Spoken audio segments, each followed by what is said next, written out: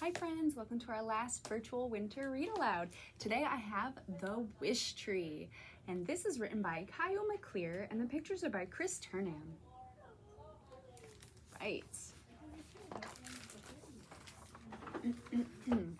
Charles wanted to find a wish tree. His brother said there is no such thing. His sister said there is no such thing. But Charles said, "What do you think, Boggin?" And Boggin thought surely there was such a thing. Named his toboggan, that little sled over there in the corner, Boggin. So the next morning, Charles and Boggin set forth. His brother said, "Bring a map." His sister said, "Don't forget a compass." But Charles and Boggin were already well on their way into the woods. Uh-oh. I want to get lost. La-di-da-di-da-di-da, said Charles. Wish, sang Boggin. Then they had the whole day ahead of them, the whole day to find a wish tree. Up to the top of a hill they climbed, and down to a frosty meadow they slid. Where Charles went, Boggin followed. Where Boggin went, Charles followed. Charles and Boggin did not see the wish tree, but they did see a squirrel who was puzzling over how to get some hazelnuts to his home. La-di-da-di-da-di-da, sang Charles. Wish, said Boggin. And it looks like he carried all of those hazelnuts right up to the tree for the squirrel. That's really nice. Slow, slow through the snow they went, and hush, hush past Bear's den they crept. Where Charles went, Boggin followed. Where Boggin went, Charles followed. But they did not see a wish tree anywhere. But they did see Beaver, who was busy gathering birchwood to bring to his lodge. La-di-da-di-da, sang Charles. Wish, sang Boggin. Bye, Beaver. So he brought it all of Beaver's piles of wood over to his pile for him, to his den.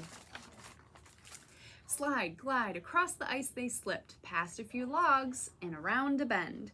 Where Charles went, Boggin followed. Where Boggin went, Charles followed. The wish tree was nowhere to be found, but they did find, what do we think they might have found? Fox, who was late getting berries to her burrow. La-di-da-di-da, wish, said Boggin. And he helped the fox bring all of her berries to her family.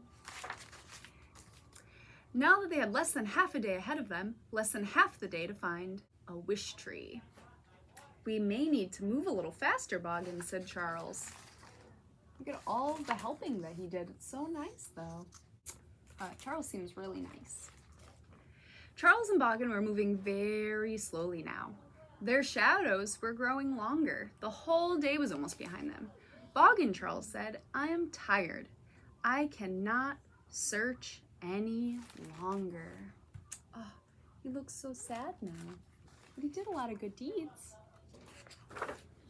Shh, whispered Boggin. Oh, looks like he might have fallen asleep. When Charles awoke, it was snowing. It was snowing on Squirrel, and it was snowing on Beaver, and it was snowing on Fox, and it was snowing on everyone.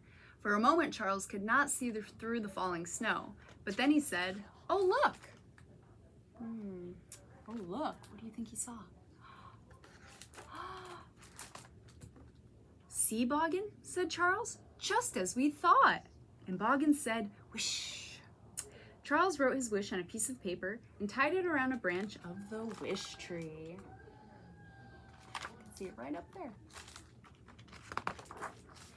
The snow was falling more gently now. The animals had prepped at a night feast with hazelnut souffle, a pot of birch tea, and biscuits made of berries. All the things he helped his friends get. Charles and Boggin celebrated with their friends until it was time to be on their way. Well, that looks like a fun party. The snow was glowing brightly. La-di-da-di-da-di-da, sang Charles. Wish, sang Boggin, all the way home. That's the end, my friends. Wasn't that a fun book? I love the wish tree. Well, I hope you stay warm, and we'll see you after the holidays. Bye, friends.